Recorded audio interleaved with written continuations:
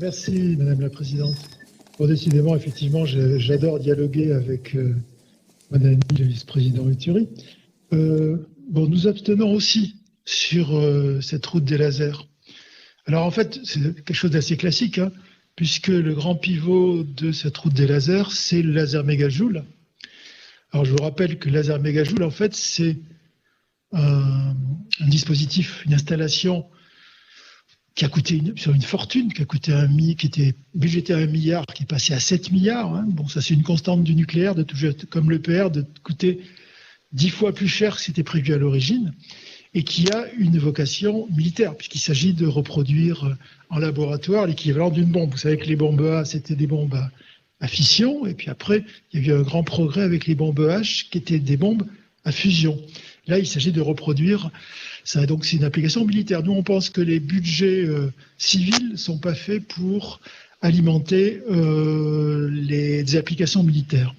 Alors, on nous dit souvent que ces lasers mégajoules, et ce type de laser dit de puissance, ils vont aider à mettre au point la fusion, qui est la fusion thermonucléaire, qui serait une façon de produire de l'énergie de façon inépuisable et très bon marché, puisque en fait ce sont des isotopes de l'hydrogène, donc ça coûte pas cher, tritium, deutérium, et par un système donc de confinement qui demande donc des énergies colossales, même pendant un temps très court. Bon, je veux dire, moi j'ai travaillé autrefois sur ce genre de projet, c'était des années 70, et on pensait qu'on arriverait à trouver des résultats au bout de 20 ans. Et c'est toujours au bout de 20 ans qu'on va peut-être avoir des résultats. Or, en fait, on se rend compte que produire les conditions de la fusion comme il y a sur le Soleil, c'est-à-dire plus de 100 millions de degrés, avec des pressions absolument colossales, c'est sûrement hors de portée. Et en tout cas, c'est une chimère.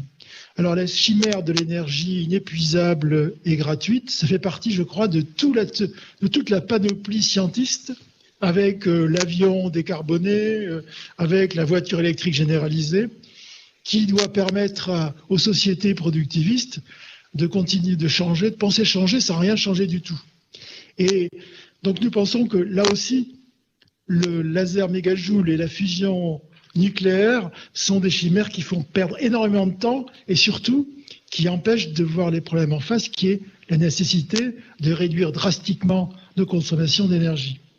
Alors, nous abstenons pour raison simple, c'est que derrière ces projets qui sont des projets pharaoniques et sans en avoir l'esthétique, il y a aussi quand même des laboratoires qui travaillent dans le domaine de la métrologie, dans le domaine de l'optique, même dans le domaine médical. Et malheureusement, la plupart de l'argent de subventions que nous donnons ne va pas chez eux. Mais nous abstenons quand même, ne serait-ce que pour encourager, pour dire que les filières scientifiques et d'excellence et des laboratoires néo-aquitains doivent être aidés. Et nous abstenons parce que quand même nous déplorons que cet argent soit gaspillé avec des applications militaires et avec donc cette course à l'énergie gratuite qui est vouée à l'échec, comme tous les scientifiques responsables vous le diront. Je vous remercie, Monsieur le Président, Madame la Présidente, pardon, et mon cher Bernard.